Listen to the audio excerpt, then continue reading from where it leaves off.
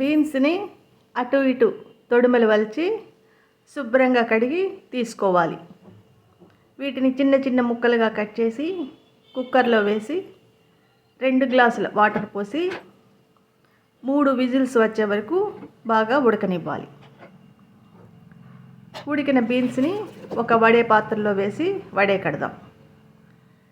ఇప్పుడు స్టవ్ పైన బాణలి పెట్టి 3 స్పూన్ల ఆయిల్ వేసి ఆయిల్ వేడెక్కిన తర్వాత ఆవాలు, జీలకర్ర, శనగబేడలు తిరగమాత వేద్దాం.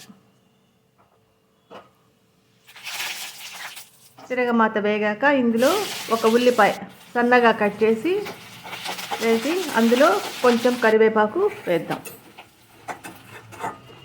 ఉల్లిపాయ కొంచెం ఫ్రై అయ్యే వరకు ఉంచి అందులో మనం ఉడకబెట్టుకున్న బీన్స్ ముక్కలు వేసి తగినంత ఉప్పు, పసుపు వేద్దాం. వీటిని బాగా కలియపెట్టి మూత పెట్టి ఒక 10 నిమిషాల పాటు మగ్గనిద్దాం.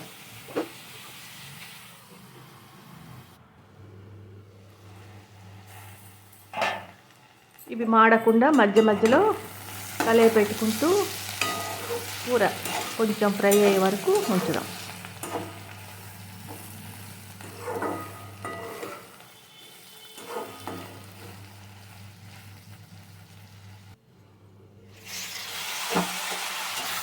కూర బాగా వేగిన తర్వాత అందులో 3 స్పూన్ల కూర పొడి వేసి బాగా కలియపెట్టామంటే మనకు బీన్స్ కూర రెడీ.